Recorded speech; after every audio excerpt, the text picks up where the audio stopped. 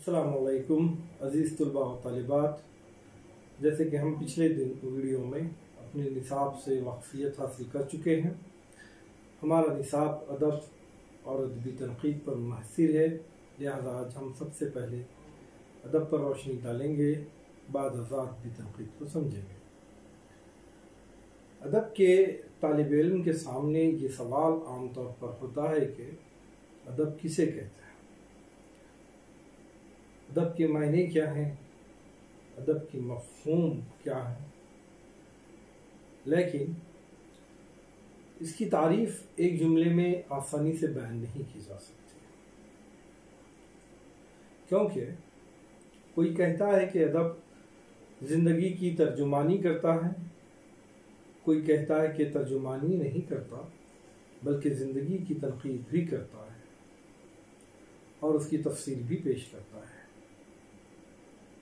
लफ्ज़ अदब अरबीउल असल है। अरबीउल असल से मुराद, जैसे कि आप सभी तुलबा व तालिबात इस बात से वाकिफ़ हैं कि उर्दू ज़ुबान में दिगर और ज़ुबानों के भी बहुत सारे अल्फाज शामिल हैं। न सिर्फ उर्दू के साथ ऐसा होता है बल्कि दिगर और भी ज़ुबानें हैं जिनमें मुख्तलिफ़ ज़ुबानों के अल्फाज शामिल होते हैं।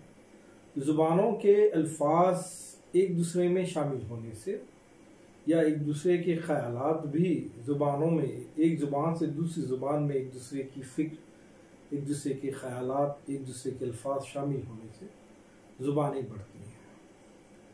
ज़ुबानों के फैलाव, उसकी वसी होने के असबाब में ये एक अहम सबब है। तो मैं आपको बता रहा था कि अरबीउल असल से मुराद ज़ुबान, अरबी ज़ुबान से लिया गया हुआ ये लफ्ज़ है, जिसके लफ्ज़ी मायने तैयारी, दावत और ज़ियाफ़त के हैं। दौर जदीद में अदब से मुराद अदबियात है। जमालुद्दीन इब्न मंजूर लिसानुल अरब में अदब के मुतालिक अपने ख़यालात का इज़हार करते हुए लिखते हैं कि अदब एक ऐसा इल्म है कि जिसके ज़रिए लोग अदीब व शायर से तहज़ीब व शाइस्तगी हासिल करते हैं।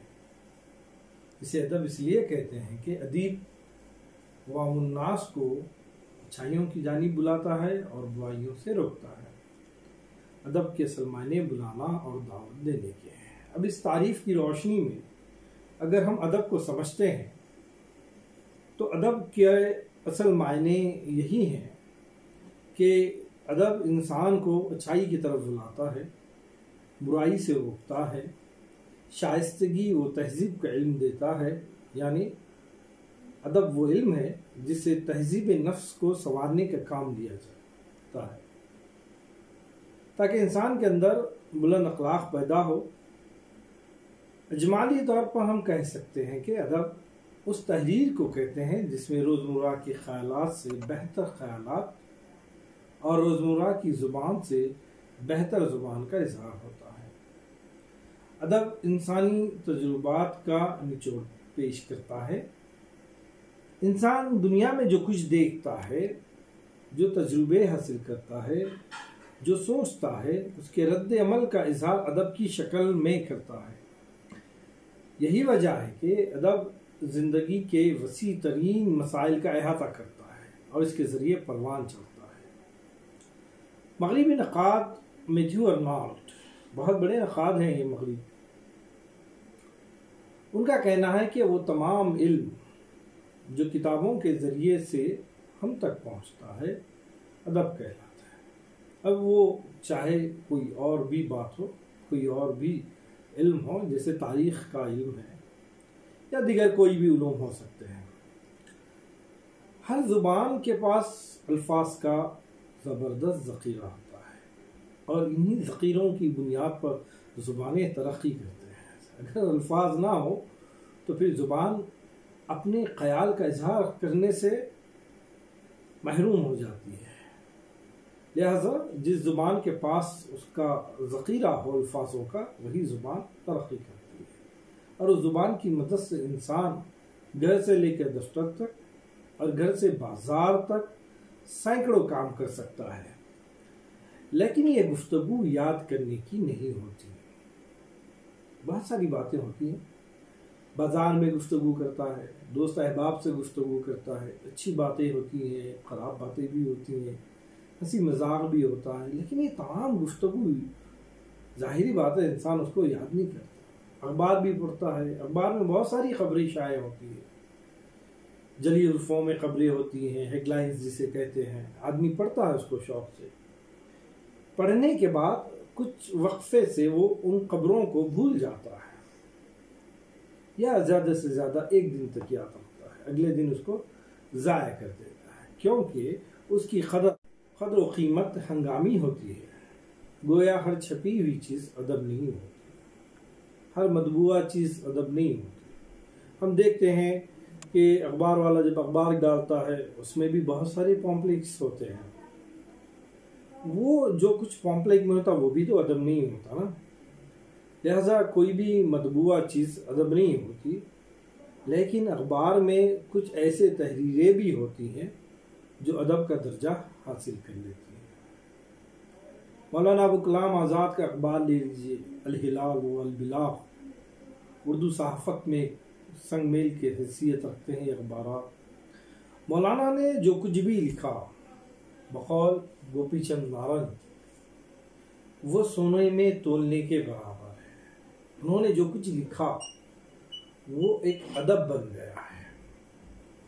تو اخبار میں جو خبریں ہوتی ہیں آدمی پڑھتا ہے اور اس کو ضائع کر دیتا ہے، اور لیکن کچھ کالم ایسے ہوتے ہیں جنہیں انسان سینے سے لگائے رہتا ہے، یعنی وہ ادب کا ایک بہترین خزینہ بن جاتا ہے۔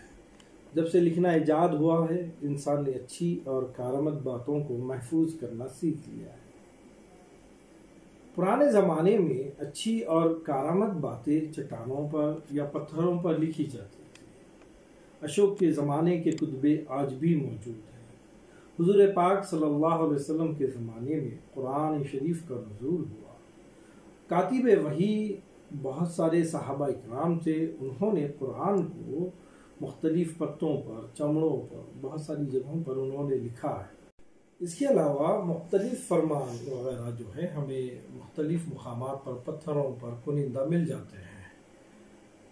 کاغذ کی ایجاد سے ادبی تخلیقات کو بڑھاوا ملا۔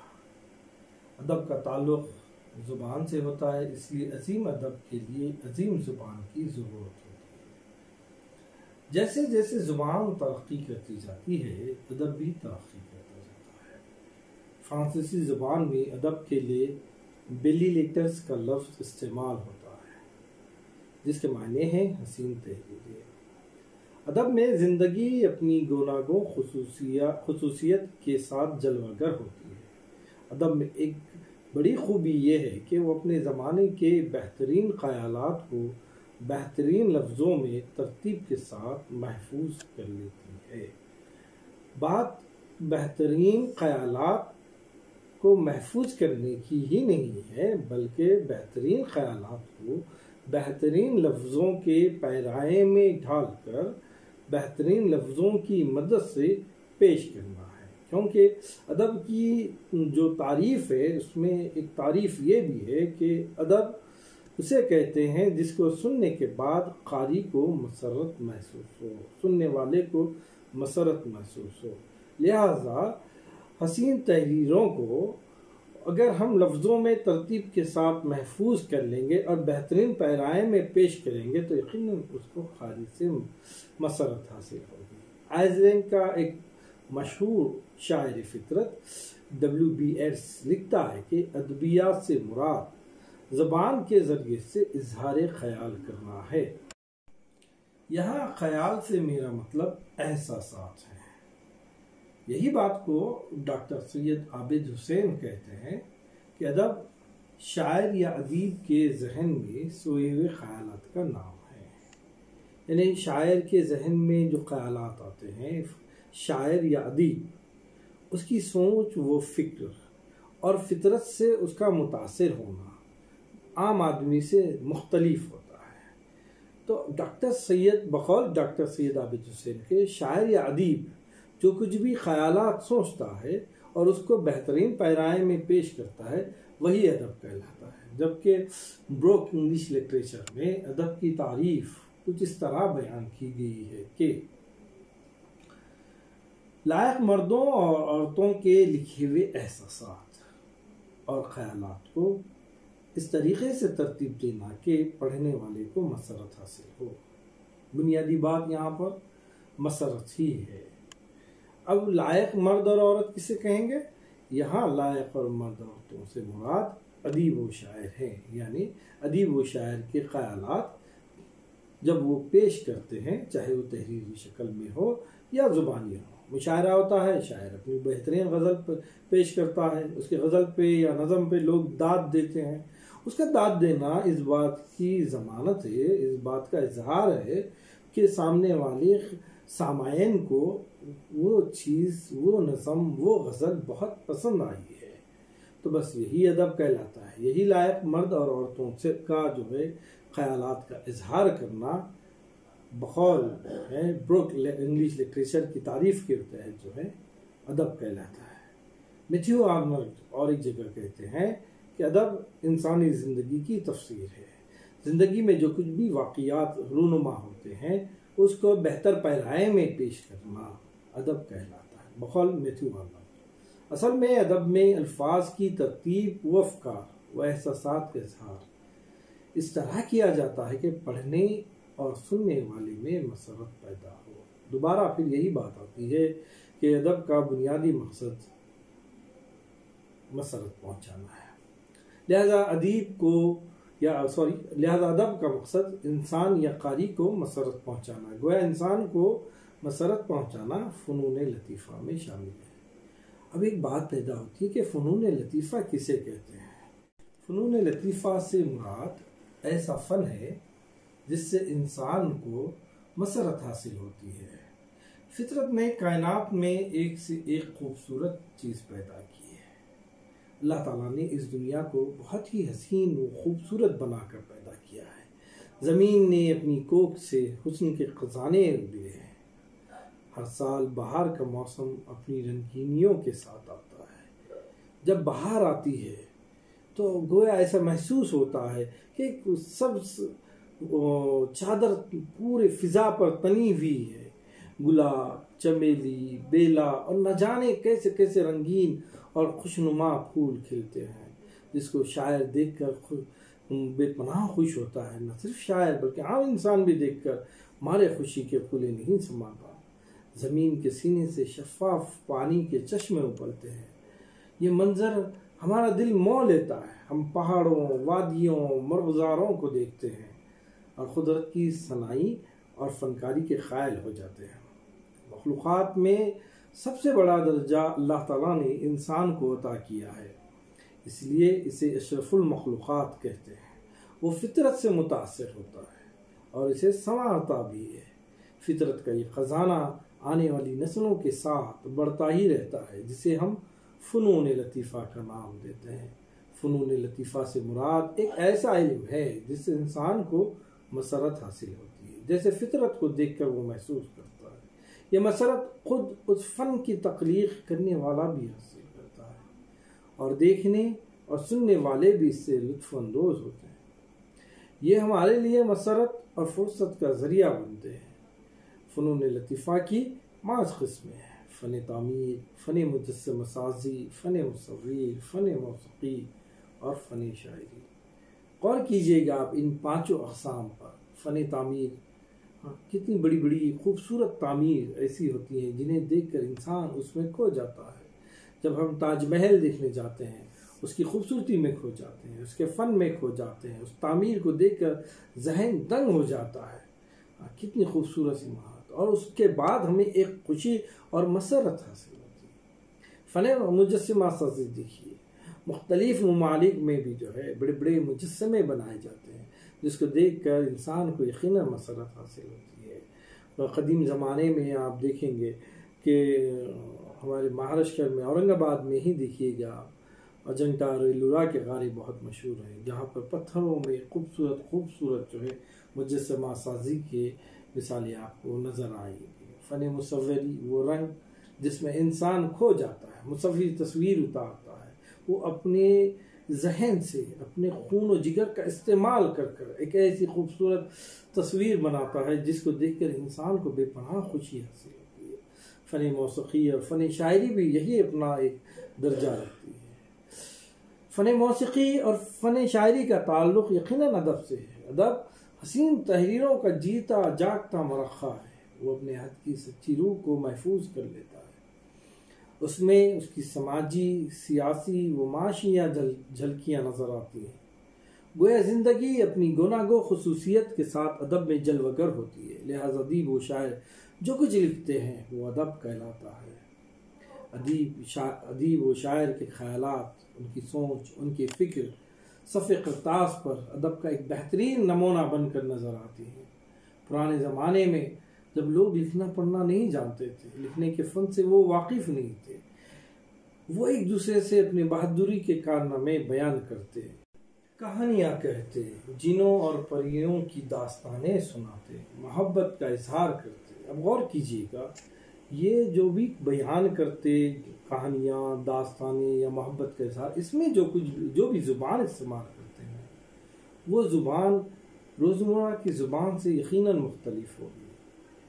اگر یہی باتیں وہ مترنم الفاظ میں بیان کرتے ہیں تو اس کا اثر بھی زیادہ ہوتا ہے، اور یہیں سے ادب کی دو قسمیں شروع ہو جاتی ہیں، نثر اور نظم۔ ہمارے پاس ادب میں نثر میں اور نظم میں بہت کچھ لکھا گیا ہے۔ مرثیہ اس کی ایک مثال لے لیجئے گا۔ مرثیہ شاعری کی وہ صنف ہے جس میں کربلا کے موضوعات کو بیان کیا جاتا ہے۔ یہ ایک ایسی صنف تھی جس میں اظہار خیال کر مختلف شاعر شہرت حاصل کر لیتے تھے۔ شہرت حاصل کرنے کا ایک آسان سا طریقہ تھا، اس لیے ہر وہ شاعر جس کو شاعری سے مکمل واقفیت حاصل نہیں ہے وہ بھی شاعری کرنے لگتا تھا، جس کا مقصد صرف اور صرف شہرت حاصل کرتا تھا۔ صرف شاعری کی حد تک یہ معاملہ نہیں ہے بلکہ نثر کے بھی حد تک ہے۔ نثر میں مختلف بہت سارے ادیب ایسے بھی تھے، بہت کچھ لکھتے، لیکن وہ ادب کے تعریف میں یا ادب کے دائرے میں وہ شامل نہیں ہوتا۔ لہذا نثر اور نظم کی شکل میں جو کچھ بھی قلم بند کیا گیا تھا، اس کا معیار و مرتبہ متعین کرنا لازمی تھا۔ ادب اور غیر ادب ان تحریروں کو الگ کرنا ضروری تھا۔ جیسے آپ سمجھ چکے ہیں کہ ادب یعنی وہ تحریریں جو ادیب و شاعر لکھتے ہیں جس کا مقصد قاری کو مسرت پہنچانا ہے، اس کے کچھ اصول و ضوابط ہوتے ہیں، ان کے مطابق لکھا جاتا ہے۔ اب اس سے اگر وہ پرے ہوں تو یقیناً وہ ادب نہیں کہلاتا۔ لہذا ادب کا معیار وہ مرتبہ متعین کرنا لازمی ہے، اور یہ معیار وہ مرتبہ متعین کرنے کا کام یقیناً تنقید کا ہے۔ ادب میں جو کچھ لکھا گیا ہے کیا وہ واقعی ادب ہے؟ کیا وہ فنون لطیفہ کی تعریف کے مطابق ہے؟ کیونکہ فنون لطیفہ کی ہی ایک شاخ، ایک قسم جو ہے ادب ہے۔ کیا اس سے ادب کا مقصد پورا ہوتا ہے جو کچھ لکھا گیا ہے؟ اس کا فیصلہ تنقید کرتی ہے۔ چلیے اب ہم ادب کی تعریف سے تو واقفیت حاصل کر چکے ہیں، لہذا ادب کے مقام تعین کرنے کے لیے تنقید کی اہمیت و افادیت سے بھی واقفیت حاصل کریں گے۔ تنقید اور ادب ایک دوسرے کے لیے لازم و ملزوم ہے۔ اگر میں یہ کہوں تو یقیناً بات 100% صحیح ہے کہ بغیر تنقید کے ادب کا معیار متعین نہیں کیا جا سکتا، یعنی تنقید و ادب ایک دوسرے کے لیے لازم و ملزوم ہے۔ ادب کی تعریف سے واقفیت کے بعد اب ہم تنقید کی تعریف، اس کا آغاز و ارتقاء، اس کی ضرورت و اہمیت کے ساتھ ساتھ اس کے اصولوں سے بھی واقفیت حاصل کریں گے۔ اردو تنقید کا قدیم سرمایہ، اردو تنقید کے مختلف دبستان جیسے رومانی تنقید، तरक्की पसंद तनकीद, जमालियाती तनकीद, साइंटिफिक तनकीद व नफ्सियाती तनकीद से इंशाअल्लाह दूसरे वीडियो में हम मालूमात हासिल करेंगे। आइए हम आखिर में और एक नज़र सानी कर लेते हैं फ़नून लतीफ़ा की किस्मों पर। फ़न शायरी, फ़न मौसीक़ी, फ़न मुजस्समा साज़ी, फ़न तामीर, उसके अलावा अदब की तारीफ़ पर भी हम जो है एक नज़र सानी करते हैं। लायक मर्दों और औरतों के लिखे हुए एहसासात और ख़यालात को इस तरीक़े से तरतीब देना कि पढ़ने वाले को मसरत हासिल हो। अदब की किस्में हैं नज़म और नसर। आखिर में मैं सभी तुलबा और तालिबात से कहता हूँ कि वो घर में रहे, महफूज रहे, स्टे होम, स्टे सेफ। शुक्रिया।